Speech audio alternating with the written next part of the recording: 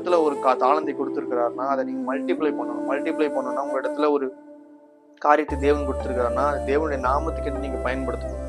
அதை இந்த விசுவாசிகளை என்பது உங்க கடத்துல கொடுத்துக்கப்பட்ட ஒரு தாளந்து போல அவர்களை நீங்க சரியாக வழி நடத்தி தேவன சமூகத்துக்கு நேராக கொண்டு போகணுமே தவிர்த்து தேவனை விட்டு விலகி கொண்டு போனீங்கன்னா இங்க ஆரோனுக்கு நடந்த கதி தான். ஆரோன் இதுக்கப்புறம் என்ன நிலைமைக்கு போயிருப்பான்றது நமக்கு தெரியல. ஆனா தேவனுடைய கோபம் ஆரோன் மேல எவ்வளவா இருந்திருக்குன்னு நினைச்சு பார்த்துக்கோங்க. இஸ்ரவேல் ஜனங்க மேலேயே அவ்வளவு கோபம் பட்டிருக்காருன்னா ஆரோன் மேல எவ்வளவு கோபப்பட்டிருப்பாரு. இது நமக்கு காட்டல. ஏன் தெரியுமா? அவளோட கோபம் அந்த அளவுக்கு இருந்திருக்கும். நம்ம இயேசு கிறிஸ்துடைய ஒரு சாஃப்டான சைடை மட்டும் தான் பார்த்துட்டு இருக்கோம். அவருடைய கோபமான சைடு நம்ம பார்க்க வேணாம். ஏன்னா குமாரன் கோபம் கொள்ளாதபடிக்கு எச்சரிக்கையா இருக்கு வேதத்தை போட்டுருக்கு. அவர் கோபம் கொண்டாருன்னா ஒருத்தனும் நிற்க முடியாது அவர் முன்னாடி. ரொம்ப கேர்ஃபுல்லா இருந்துக்கணும் பிரியமானவர்களே. நாம எதை செய்கிறோம் என்பதை நாம் கவனித்து பார்க்க வேண்டும்.